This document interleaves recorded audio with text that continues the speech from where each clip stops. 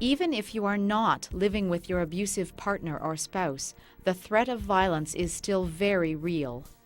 There are several things you can do to help increase your safety. One of the first things is to secure your residence so the abuser cannot get in. Change the locks on your doors and windows. Install a peephole in the door and security bars on sliding doors. Change the locks on your garage and mailbox.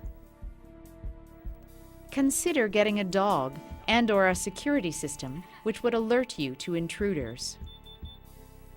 In order to ensure your protection against an assault involving fire, install smoke and carbon monoxide detectors and have fire extinguishers on each floor. In case of a fire or the necessity to escape the home from a window on an upper floor, consider purchasing rope ladders. Be sure they are easily accessible and that you are familiar with how to use them safely. To prevent the abuser from watching you while you are in the home or from sneaking onto the property with the intent of breaking into the home, install outdoor motion-sensitive lights and trim trees and bushes to allow a view from all windows. Aside from breaking into the house, the abuser may try to enter your house by simply knocking on the door or ringing the doorbell. It is therefore very important to teach your children to tell you if someone is at the door and to never open the door themselves. The abuser will often continue to try to contact you. You should consider having your telephone number unlisted and limit who you tell your phone number to.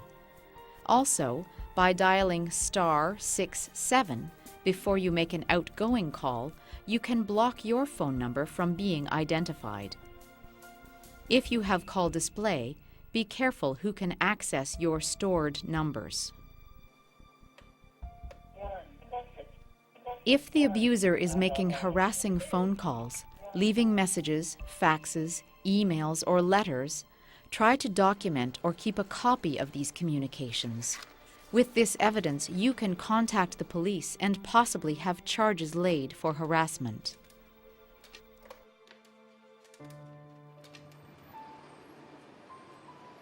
If you live in an apartment or condominium, check the hallways before getting off the elevator or entering the hallway from stairs. Look in mirrors and be aware of doorways. Never leave your apartment unlocked, even if traveling within the building. Remind children to check with an adult before they buzz anyone into the building. If you have a restraining order against the abuser, keep a copy of it with you at all times. If they approach you, call for help immediately. Do not engage in a conversation, even if the abuser is calm. If you contact a person bound by a condition not to communicate with you, you are causing them to breach the conditions of their release.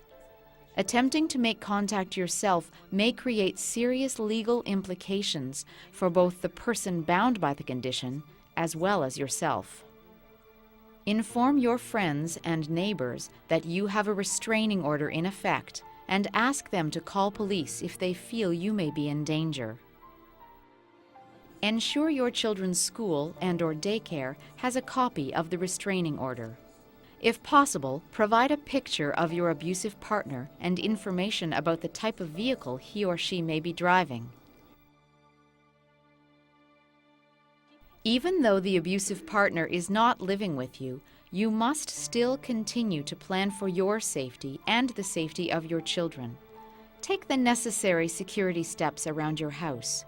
Be aware while you are out in the community, and establish a network of family, friends, neighbors, and colleagues that can help keep you and your children safe from future abuse.